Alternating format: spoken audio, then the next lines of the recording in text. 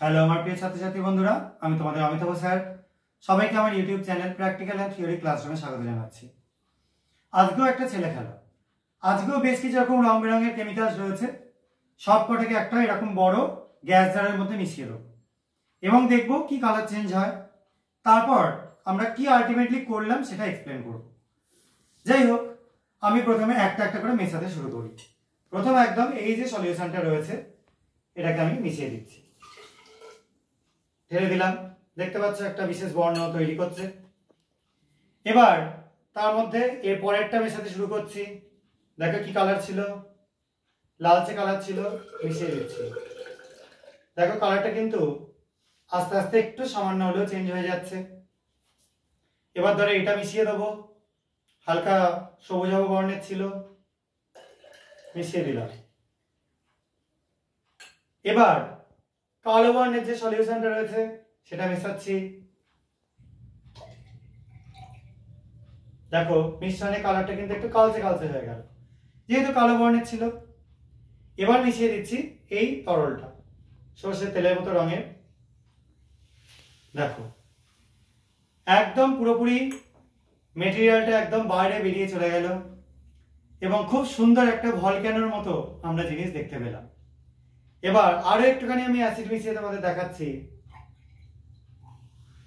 দেখো দেখতে পাচ্ছ নিশ্চয়ই সবাই, অদ্ভুত সুন্দর কালার দেখতে পাওয়া যাচ্ছে। এই জিনিসটা কেন হলো, কি হলো বা কি উঠছে, আলটিমেটলি দেখো কোল্ড ড্রিঙ্কস এর মতো কালার হয়ে গেছে অনেকটা।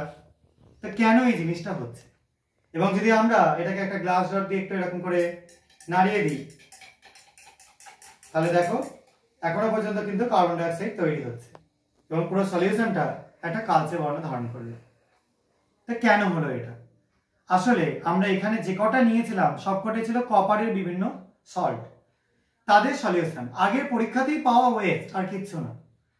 তার মধ্যে ছিল কিছু কার্বনেট, কিছু সালফাইড, এরকম টাইপের মেটেরিয়াল এবং কিছুটা লিটমাস অথবা মিথাইল অরেঞ্জ, এরকম কোনো ইন্ডিকেটর দেওয়া সলিউশন। এবং লাস্টের দিকে যে মেটেরিয়ালটা যোগ করবার কারণে এটা পুরোপুরি উঠে বেরিয়ে চলে এলো বা উতলে উঠলো, সেটা হচ্ছে অ্যাসিডিফাইড একটা ক্রোমিয়ামের লবণ। এটাও ওয়েস্ট। আমরা ওয়েস্টগুলোকে নিয়ে একটা মজার জিনিস তৈরি করে নিলাম।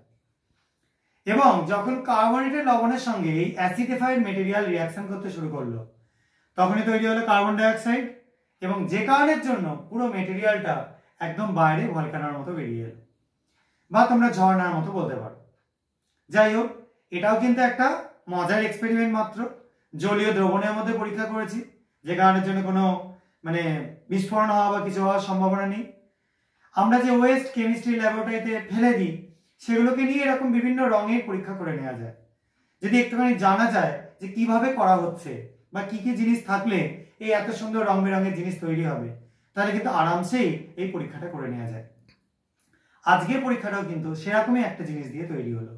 এখানে আমরা রং বেরঙের কালারের অনেক কিছু জিনিসকে একবারে মিশিয়ে দিয়ে এখানে আমরা যখন অ্যাসিড বা অ্যাসিডযুক্ত কোনো জিনিস যোগ করলাম, তখন কার্বনেটের লবণ এবং সালফাইডের লবণ, তার থেকে H2S, এখানে আমি গন্ধ রীতিমতো পাচ্ছি, তোমাদের তো সেটা আর পাওয়ানো সম্ভব না। আর কিছুটা কার্বন ডাই অক্সাইড, সেটা একবারে বেরিয়ে চলে এলো, এবং যে কারণের জন্য এরকম তোমরা ভলক্যানোর মতো উদীকরণ দেখতে পেলে।